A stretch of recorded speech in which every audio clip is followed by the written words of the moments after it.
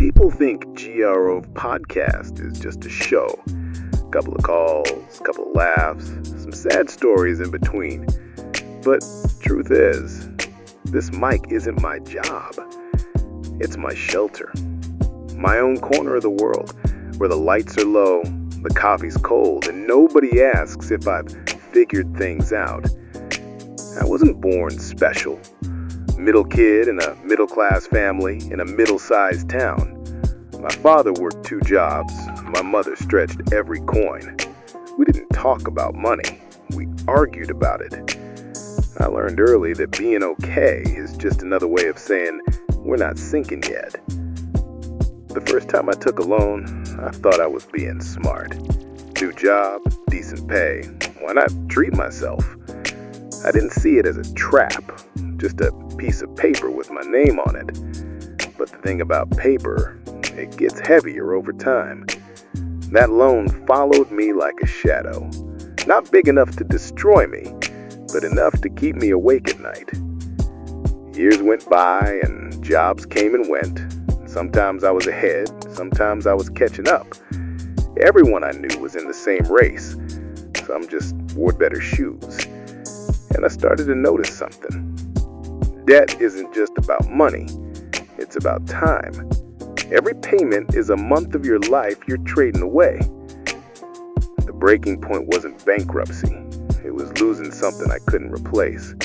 A relationship, a friendship, maybe even a part of myself. I was so busy making it work that I forgot to actually live. That's when I found this place. Or maybe it found me. A dusty little studio with a mic older than me. I started talking. Not to entertain, not even to teach, just to breathe. And people listened. Turns out when you speak from the edge, people on the edge hear you. Now, I don't give financial advice. I'm not here to tell you how to get rich. I'm here to remind you that debt is more than numbers. It's weight. And some weights aren't worth carrying. So yeah, this is G.Rov Podcast. If you're out there paying off something that feels endless, just remember, the meter runs both ways. Money goes, time goes faster. And tell me, if you could trade every debt for a single perfect year of your life, would you? You know, debt's not the only weight people carry. Some folks owe themselves a life they haven't lived yet. I've been there. I've paid bills, done my job, smiled when I didn't feel like it. And somewhere in all that, I started asking, do I still believe in anything? For a while, I thought belief meant religion. My grandmother, God bless her, used to say, if you don't believe in something higher, you'll fall for anything lower. And maybe she was right. But I've learned that belief is bigger than pews and sermons. Belief is waking up and thinking, I still have a reason to try. Maybe your belief is in God. Maybe it's in your craft, your kids, your music, your art. Or maybe, on the worst days, it's just in the fact that the sun is going to rise again whether you're ready or not. I've had nights in this very studio when I thought nobody was listening, when I thought I was just talking to the walls. But then, one night, a stranger called and said, you kept me here. You don't know me, but I needed to hear you tonight.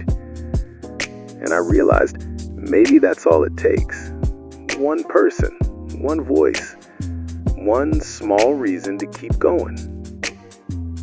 So yeah, I'm not perfect. I'm not a preacher. But I believe in showing up.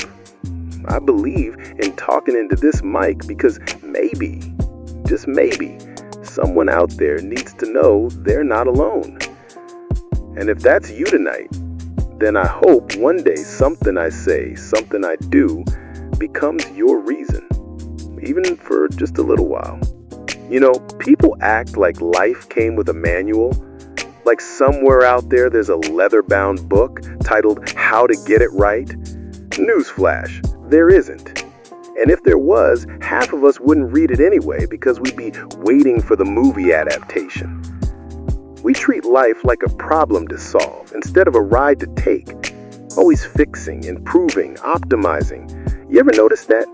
Even on vacation, people plan so much they need another vacation to recover from it. The truth is, life's not perfect. It's not even supposed to be.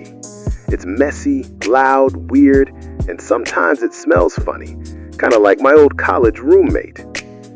And here's the thing, we keep waiting for a moment when everything makes sense. But maybe the point isn't for it to make sense. Maybe the point is to be here when it doesn't.